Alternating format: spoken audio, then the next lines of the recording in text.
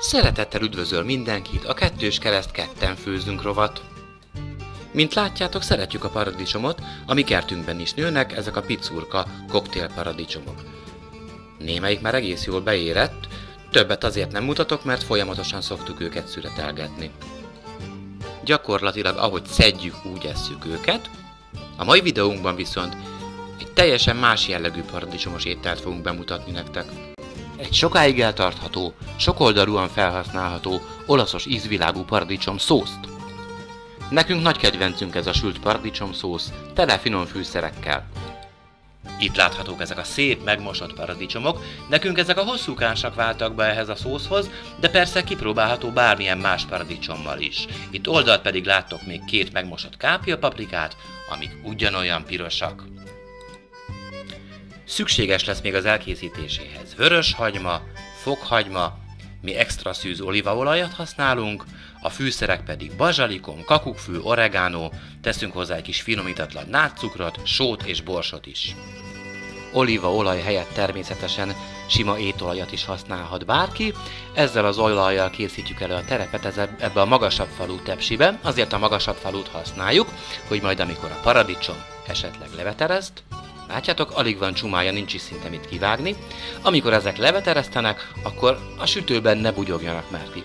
Ezeket a paradicsomokat aztán így durván összevágjuk, 4-be, 6-ba, ahogy tetszik, nagyjából ilyesmi szeletek lesznek, mielőtt szépen bekerülnének ezek is a tepsibe.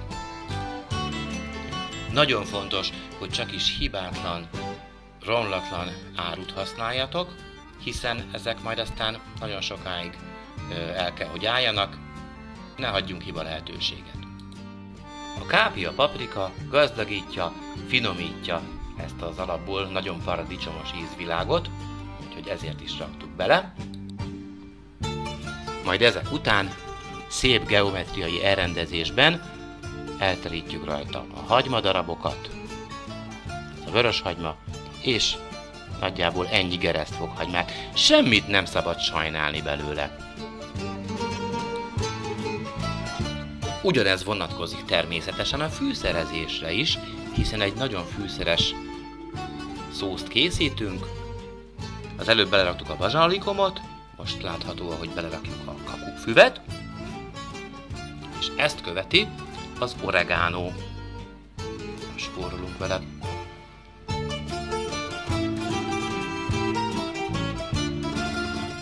Aztán ezt az egészet alaposan megsózzuk. Lehet látni úgy nagyjából a videón, hogy mennyit használunk. Most következik egy kis finomítatlan nátszcukor. Mi ezt használjuk, de természetesen, mint már mondtam, sima kristálycukrot is alkalmazhatunk.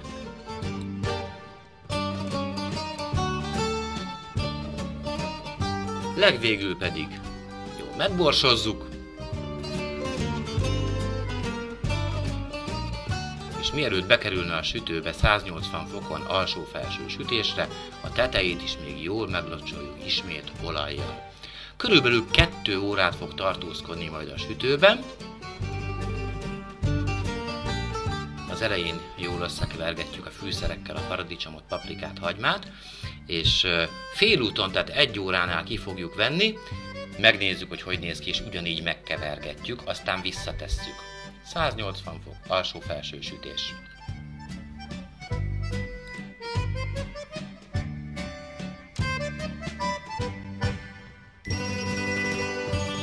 De tehát betesszük, aztán nincs más dolgunk, csak várni.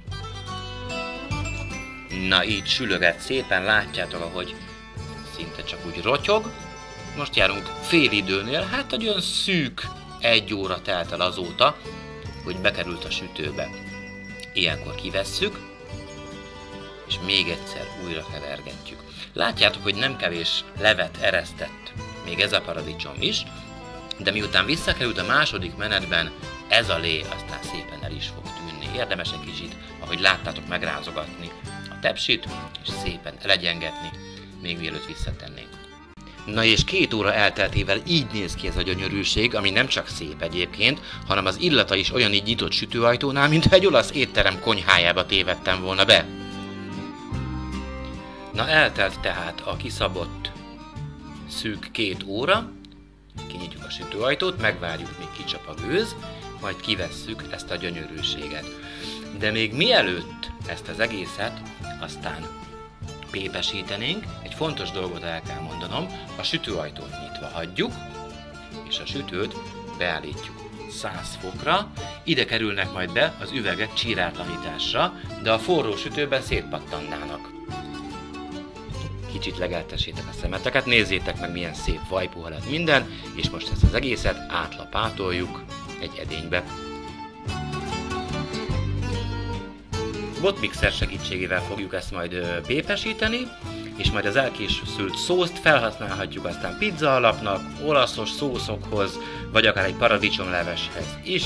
Igazából csak a fantáziánk szab határt, hogy mire használjuk föl. Minden esetre, miközben a pépesítés és az újraforralás zajlik, a befőttes üvegek bekerülnek tehát a sütőbe, itt fognak szépen fertőtlenedni, és így, hogy 100 fokra állítottuk, így már nem fenyegeti őket az elpattanás veszélye.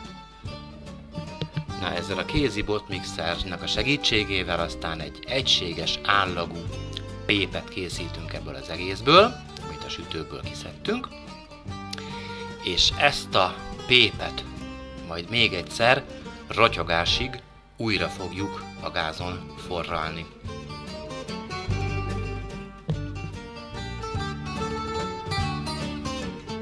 Ilyenkor érdemes még egyszer rákóstolni, hogy milyen, igényel le esetleg fűszerezést, majd visszahelyezzük a gázra, öntünk hozzá még egy kis olajat, még megcukrozzuk, hogyha túl paradicsomosnak érezzük, mi most itt már csak sima kristálycukrot használunk, és kevergetve felforraljuk, muszáj nagyon-nagyon kevergetni, nehogy aztán odaégjen. Mutatjuk az állagát, hogy milyennek kell lennie, de ne aggódjatok, ilyen is lesz! Megvárjuk, míg olyan forró lesz a szószunk, amelyben egy mezei T800-as is már fel tudna oldódni, és itt meg is ragadnám az alkalmat, hogy emlékeztessek mindenkit, ha tetszenek a videóink, tegyetek ti is úgy, mint ő. Nem csak azért volt jó a befőttes üvegeket berakni a sütőbe, hogy sterilizáljuk őket, hanem azért is, mert forró cucc nem kerülhet egy hideg üvegbe. Itt pedig bemutatnám legújabb büszkeségünket. Ezt a nagyon hasznos befőző tölcsiet látjátok, hogyha átszeditek az edényből a befőttes üvegbe, nem csurgatjátok szét. Na, akkor nézzük is az első betöltést, mennyire válik be. Tökéletes. Mi egyébként azért használunk ilyen kisebb üvegeket, ugye ezeket el fogjuk rakni, és ha már egyszer megbontottuk, akkor fogjon is el. Tudom, sokan teljesen színültig töltik ilyenkor a befőttes üveget, aztán egy gyors mozdulattal fejreállítják, hogy a benne levő anyagot ne érje levegő. Mi más módszert használunk, mi egy kis olajat fogunk a tetejére önteni, ezzel zárjuk el a levegő útját, majd jó alaposan a becelofánozott, legumizott üvegeket pikából lezárjuk. Teljesen légmentes legyen. Itt látható tehát a 6 befőttes üvegnyi végeredmény, ezek már készen vannak arra, hogy menjenek szépen a dunszba, jó alaposan bebugyoláljuk őket, hogy minél később engedjék ki magukból a hőt. Akinek hűtőtáskája van, az meg berakja abba, az is nagyon jó hőtartó, lényeg az, hogy minél lassabban veszítsék el a forróságot. Egy adaggal viszont nem raktunk el, mert tudtam, hogy nem fogom kibírni azt, hogy ne kóstoljam meg, úgyhogy kis kifőzött tésztára fogom rátenni a szószt, gyönyörű szépen meg van formázva nekem itt a tészta, amit én természetesen egy laza mozdulattal tönkre is tudok tenni. Azt is elárulom, hogy holnap bordát fogunk rántani, úgyhogy adott a holnapi ebédem a milánói borda. Az elköszönő képsorokon pedig azt láthatjátok, hogy egy olasz módra elkészült ételt hogyan kell elfogyasztani magyar módra.